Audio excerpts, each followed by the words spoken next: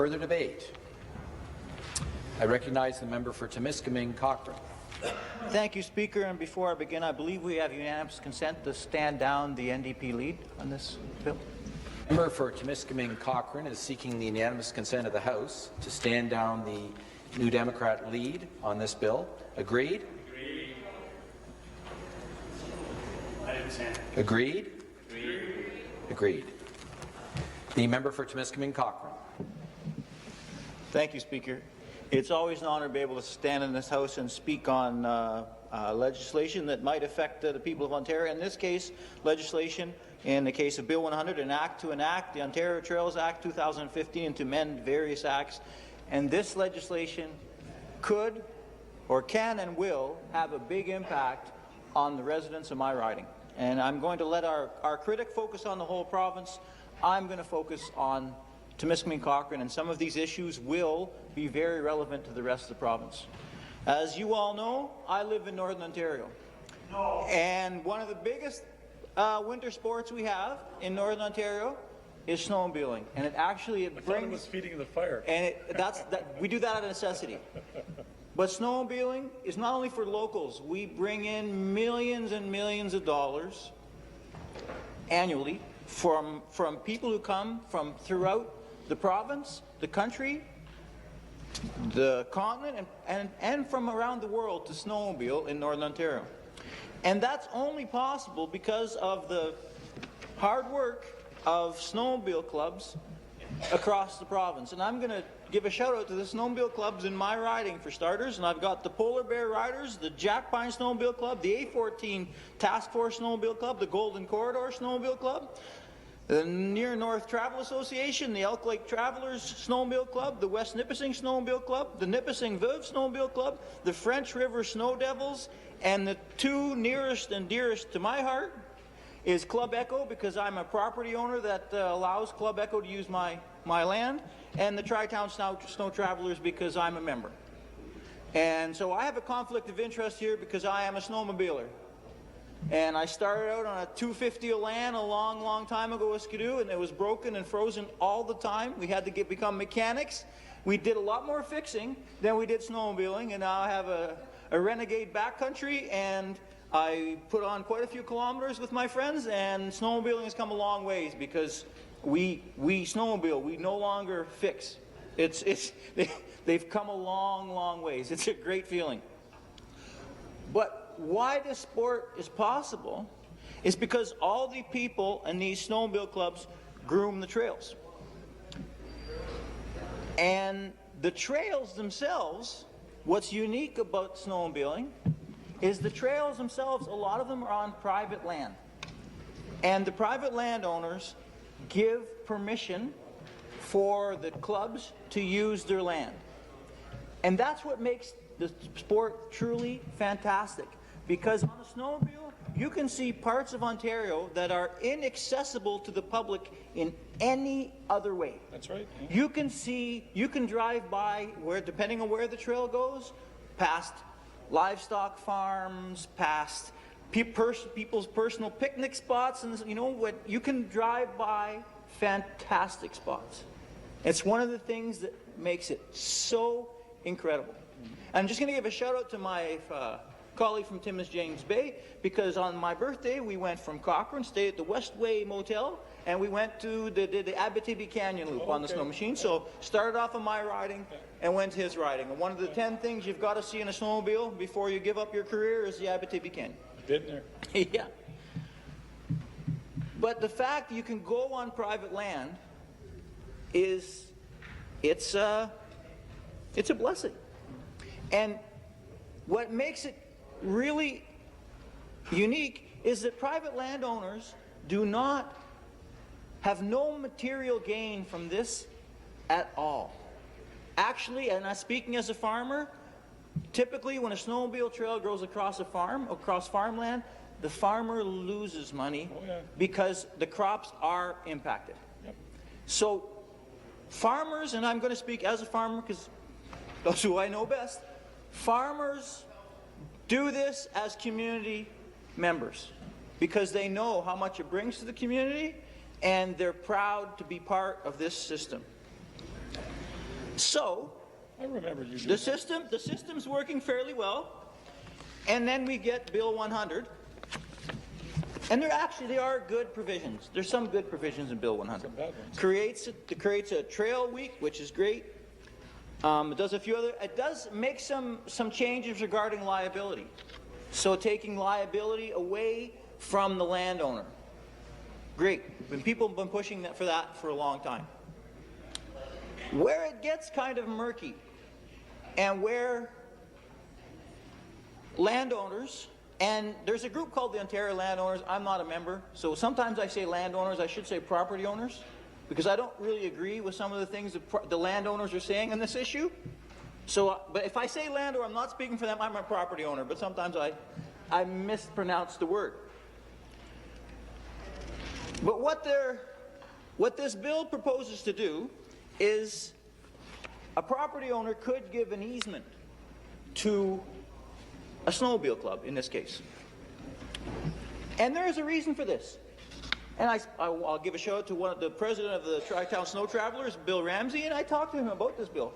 And he gave me an example. So if there's a farm or piece of land you're going to go across, and the snowmobile club needs to put a bridge there, and the bridge is $250,000.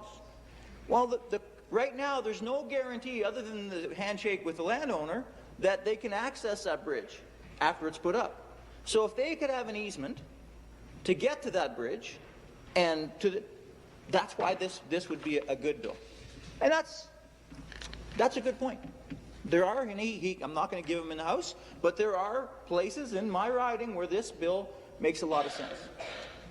But where it causes some issues is with easements. Because when a farmer hears the word easement, he hears the word loss of control of his land. He hears the word lawyer, which is going to cost them money, right? And why this? And you say, well, their farmers must be a very suspicious bunch. No, they're not. And neither are their property owners. This system, this whole trail system, was built on trust. And I guess the best way I can explain it is how Club Echo started in my riding. And Club Echo, when Club Echo first approached me, it was a man by the name of Leon Gravel, and may Leon rest in peace. The only reason that Club Echo got access to my land is because I knew and I trusted Leon. He was a fellow.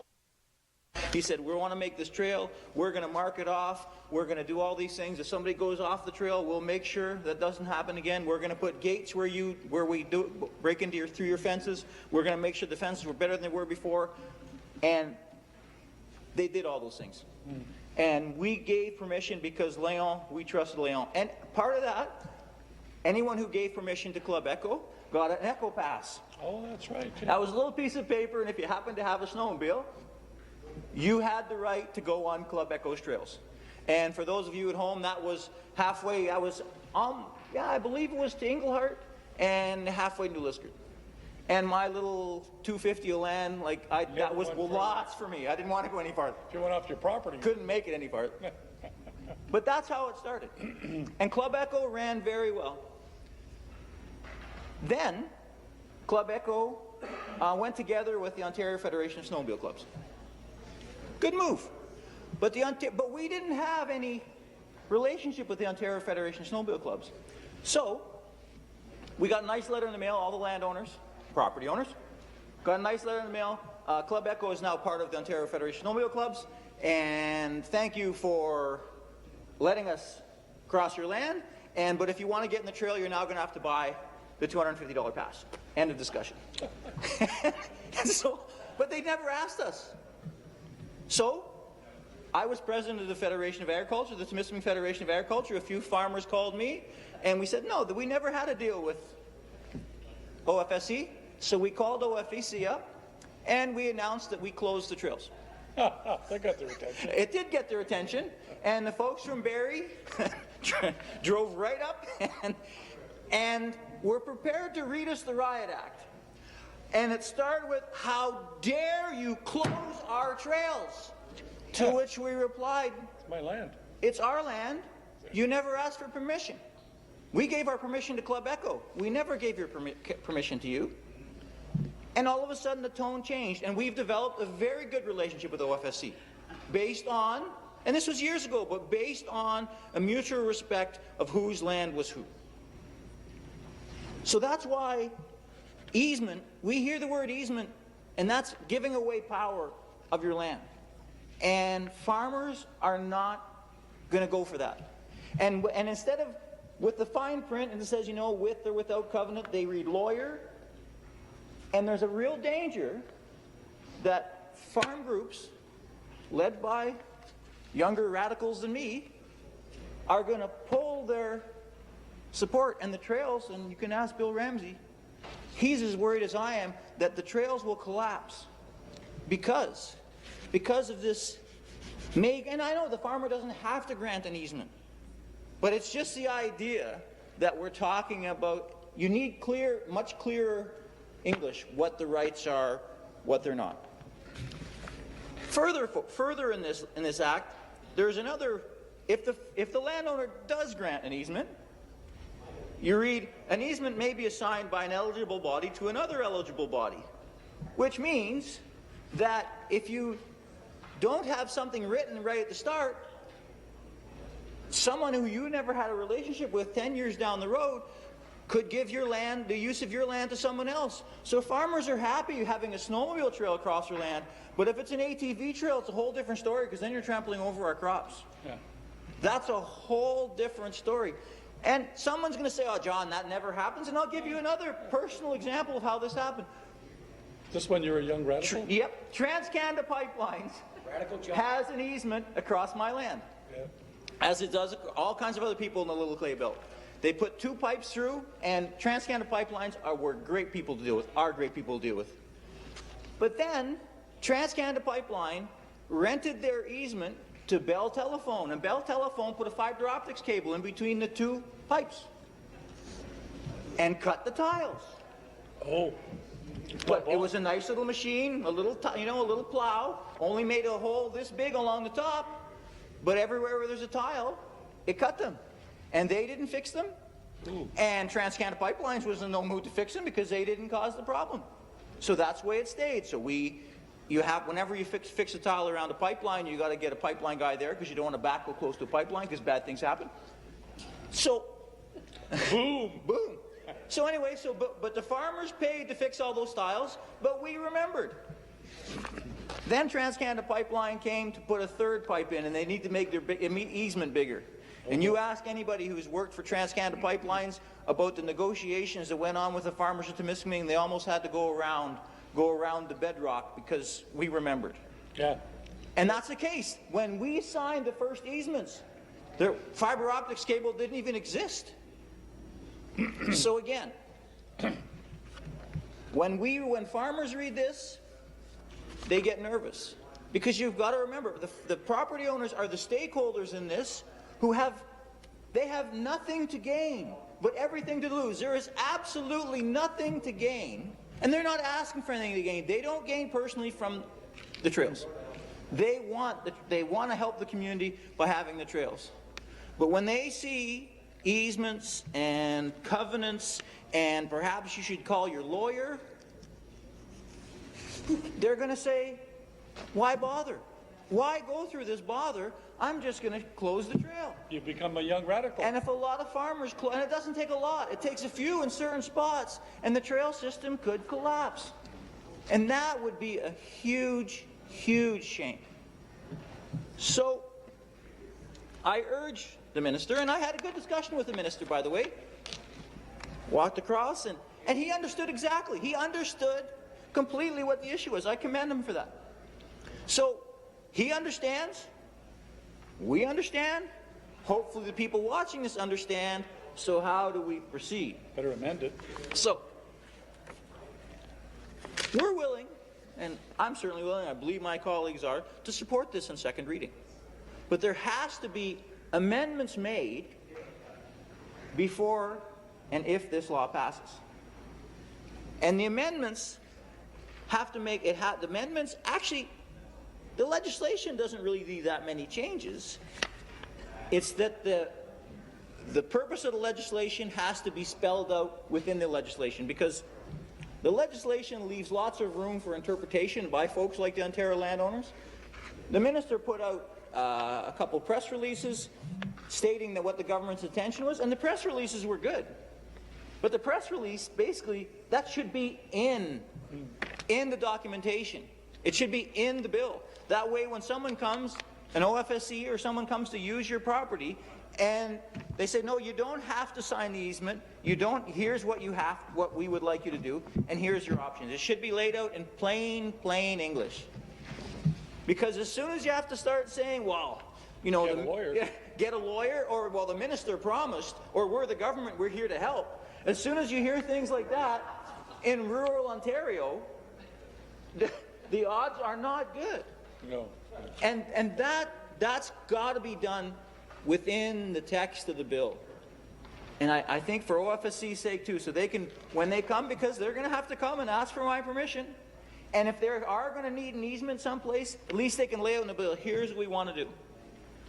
And they have to clarify this part about that one body can transfer the easement to another body. That's just a non-starter. That is just a non-starter, because there's no way that a farmer, and there's no way that I'm going to tell a farmer that that's a good idea. That has got to be changed. Something else that we rail about a lot in this House, and on this bill, it's a prerogative. This is a bill that has to travel to places where they actually have these trails. Oh, downtown Toronto, like Queen's Park? No, well, they can talk, but stakeholder groups in downtown Toronto are not the people who are going to make the trails fail. It's John Vantoff and people like me in the back roads of Ontario who have lots better things to do with their time, and who are doing this as a public service. And that's really important.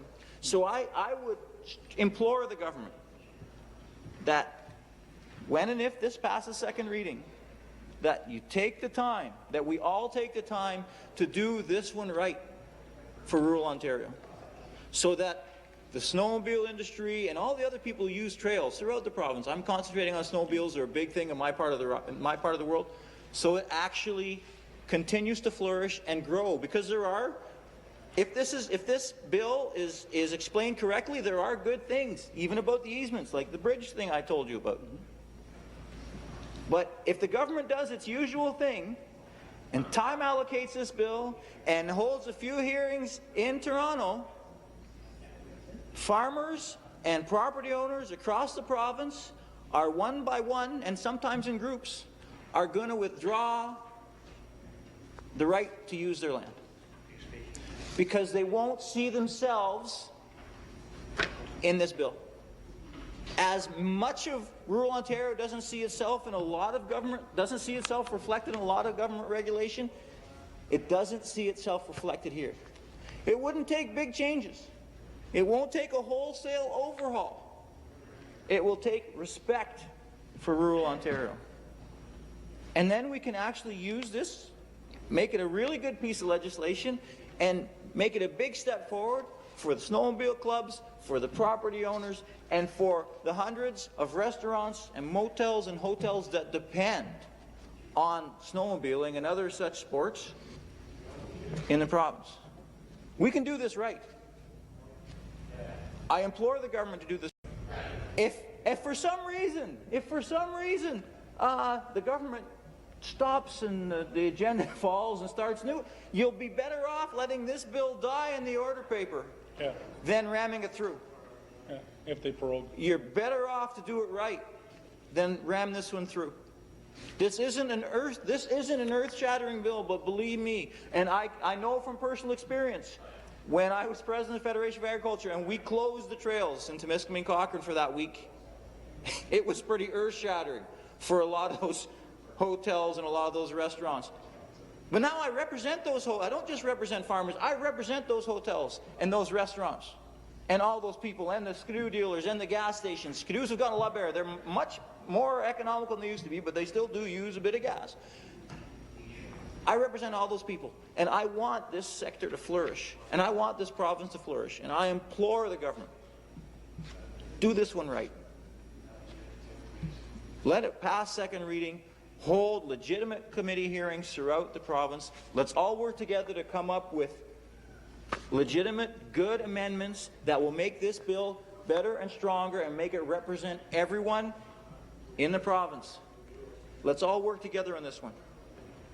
You know, we have the capability to make this a good... The minister understands. I know he understands. Let's hope that his government does. Because if his government doesn't understand what's happening here or what could happen, snowmobile trails in lots of parts of the province will close, and it'll be on their heads.